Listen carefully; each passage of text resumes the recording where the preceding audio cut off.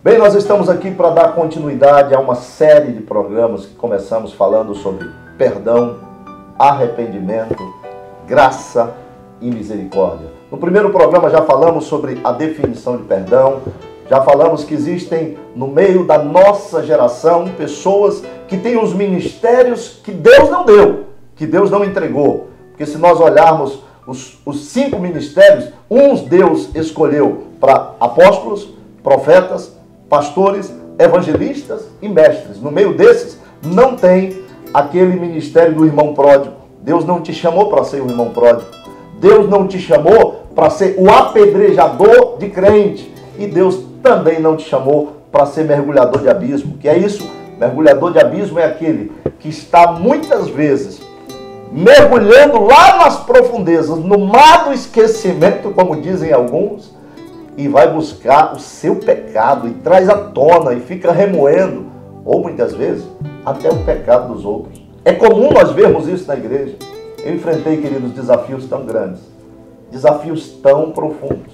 Eu não quero aqui justificar o meu pecado, porque o meu pecado não é justificado pelas minhas palavras. O meu pecado nem é justificado pelas minhas ações. O meu pecado é justificado pelo poder precioso do sangue de Jesus. É Ele que nos justifica, é a palavra dEle que nos justifica e é o sangue dEle que nos purifica de todo pecado. E se você está aí como um santo, mais santo que os outros, a Bíblia diz, se você já é santo, não esqueça de uma coisa, o processo na tua vida não terminou. Você ainda precisa de cura, você ainda precisa de libertação. Aquele que diz que não tem pecado, se faz mentiroso. E se confessarmos os nossos pecados, diz a Bíblia, Ele é fiel e justo para nos perdoar os pecados e nos purificar de toda injustiça. E o sangue de Jesus Cristo, seu Filho, nos purifica de todo pecado. Importante lembrar que você não pode pecar no varejo e querer pedir perdão no atacado. Isso muita gente faz. Eu aprendi erroneamente no início da minha vida cristã que eu podia passar o dia todo, a semana toda pecando, depois eu chegava diante do Pai, fazia uma oração simplista e eu podia dizer, Senhor Deus, me perdoe por todos os pecados que cometi e, para resumir, por atitudes, palavras ou pensamentos. Pronto, fechou, para balanço, acabou, Deus perdoou. Você peca no varejo? Então tem que pedir perdão no varejo. Pecou de 1 a 1, vai pedir perdão e se arrepender 1 a 1. Ordenadamente, como diz a palavra de Deus. Só que quando pedimos perdão, nos arrependemos, querido, nós temos que nos arrepender, claro, de uma maneira genuína, porque nós precisamos entender qual é a diferença entre arrependimento e remorso. O remorso é a dor sentida pela consequência do pecado. A dor que alguém sente pela consequência do pecado. De repente alguém pecou, cometeu um delito, vamos imaginar um preso que cometeu um assassinato ou outro crime qualquer, né, no Código Penal. Ele vai para a penitenciária. Quando ele chega lá, ele vê que as grades são muito duras, que é tão ruim ficar ali entre 4 paredes, que ele perdeu a sua liberdade, perdeu a sua família, perdeu tantas coisas. E agora ele começa a sentir aquela dor. Quando ele sente essa dor, isso começa a entristecê-lo. E essa tristeza, às vezes, vem um choro. Muitas vezes, isso é remorso. Ele sentiu a dor pela consequência do pecado. Na maioria das vezes, se você perguntar, ele diz, nunca mais eu faço. A primeira oportunidade que tem, ele volta a cometer os mesmos delitos. Isso não é arrependimento. Isso é remorso.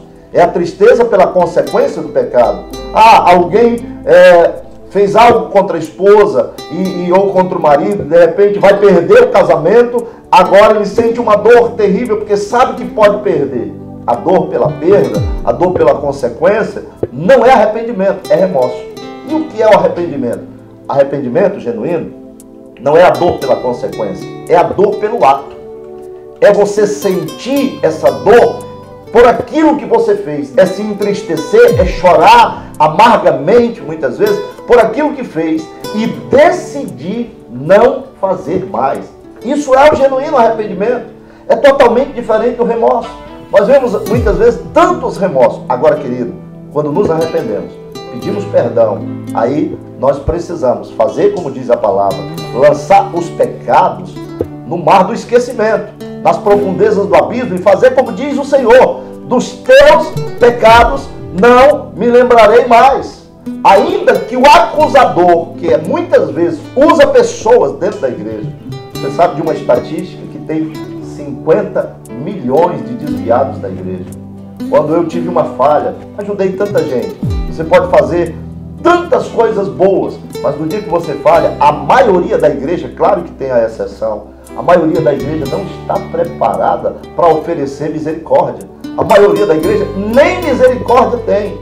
Sabe, os meus amigos, pastores, irmãos, aqueles até que eu ajudei tanto, ganhei para Jesus, me excluíram dos grupos, das redes sociais, do Facebook, me bloquearam. Alguns que eu encontrava nas ruas já nem falavam mais comigo, viravam o rosto para não falar, para não cumprimentar. E aqueles que falavam sempre friamente, até porque parece que a sua vida está num nível de santidade tão elevado. Alguns dava vontade de olhar para eles e dizer: lembra-te de mim, filho, quando entrares no teu reino. Alguns davam vontade de olhar e dizer, louvado seja o teu nome. Porque, queridos, é muita falsa santidade. Todos nós somos falhos. O grande problema também hoje, no meio dessa geração, é que muita gente classifica pecado. Nós colocamos pecadinhos, pecadões, esse é maior, esse é menor. Eu desafio a maioria dos homens que está me assistindo, mulheres, não se escandalizem com o que eu vou dizer agora, mas a maioria dos homens, eu não quero nem dizer todos para não incluir o teu marido, a maioria dos homens já adulterou, a maioria dos homens já traiu você. Que é isso, apóstolo? Por que o senhor está dizendo um negócio desse? Eu estou falando a partir do padrão bíblico. Eu não estou falando de uma atitude de pegar uma pessoa e ir para um motel ou fazer qualquer outra coisa. Isso aí muitos já fizeram também. E alguns estão até atrás dos púlpitos se escondendo. São santos dentro da igreja. São santos na hora dos cultos. Mas depois, vai ver o que está sendo conversado na internet. Vai ver o que está se passando no oculto quando ninguém está ali. Ser santo, quando todos veem, isso não é santidade, isso é hipocrisia. Isso é mentira, isso é engano. O Senhor tem vontade de vomitar com essa atitude muitas vezes nossa. Quando eu falo de pecado e adultério a partir de um padrão bíblico, é que Jesus disse que se você olhar para uma mulher e em seu coração você desejar essa mulher, você já pecou, meu filho. Já está pecando. E precisa de arrependimento. E quando vem o arrependimento genuíno, vem o perdão. Então eu te desafio exatamente nesse contexto. Desafio tantos, dizer, alguns dizem, eu nunca adulterei, mas é um glutão. A glutonaria está no mesmo rol de pecados daqueles que não herdarão o reino dos céus. Outros, e eu não estou aqui justificando ou dizendo, não, você pode pecar. Não, querido, é terrível e as consequências são desastrosas. Se puder evitar, se puder vigiar para não fazer, faça. Mas não seja juiz de ninguém. O Senhor não te chamou para julgar as pessoas. A palavra do Senhor diz, e Jesus ele pega pesado nesse contexto, ele diz, antes de você tirar o cisco que está no olho do teu irmão, vai tirar a trave que está no teu. Nós muitas vezes queremos fazer o papel de julgadores. Alguém chegou para mim há poucos dias e disse assim, apóstolo Wilson, eu conheço algumas pessoas que estão te criticando, que estão te julgando, que estão falando mal, e o senhor não fica chateado com elas? Eu disse, não, querido, eu sou advogado criminalista. E como advogado criminalista, todos os dias eu encontro o promotor. E a função principal do promotor é acusar. Eu termino as audiências, cumprimento aquele promotor sem ficar chateado com ele. E aí você me pergunta por quê? Porque a função dele é acusar.